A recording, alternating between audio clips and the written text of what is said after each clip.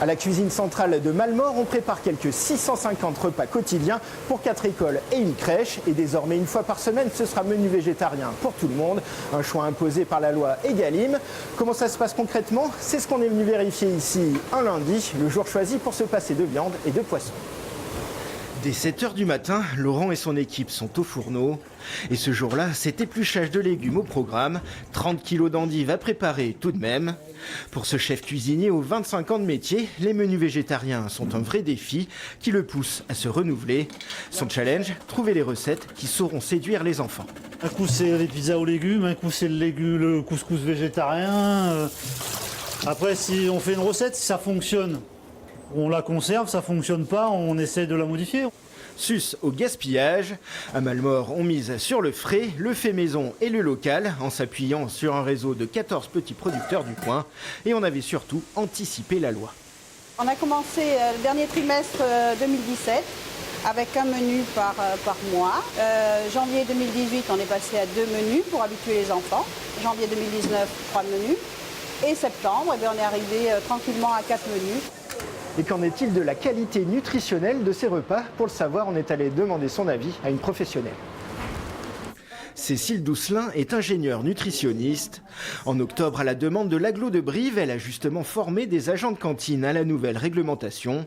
Il a fallu rassurer les plus sceptiques et leur rappeler que l'apport préconisé en protéines avait baissé de 20%. Avec un menu végétarien hebdomadaire, on peut même gagner en qualité nutritionnelle. On peut trouver un apport protéique végétal très intéressant en faisant des associations légumineuses céréales.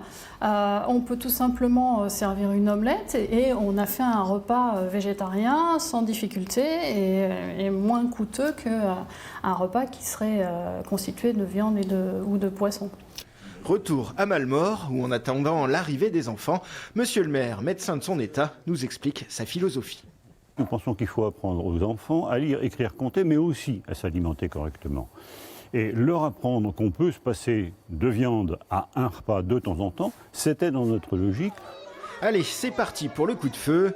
Au menu du jour, salade de quinoa, endives, sauce vinaigrette et pizza aux légumes. Verdict des principaux concernés, mi-figue, mi-raisin, pour rester dans le thème. Ça change rien, moi, je dis, parce que c'est quand même bien de manger des légumes et moi j'adore ça en plus. Bof, parce que j'aime pas trop les légumes.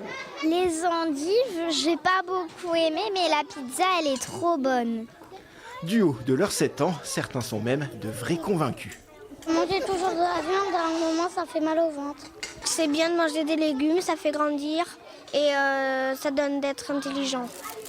Autre aspect de la loi Egalim, à partir de janvier 2022, 50% en valeur des achats de la restauration collective devront concerner des produits bio, locaux ou porteurs d'autres labels de qualité.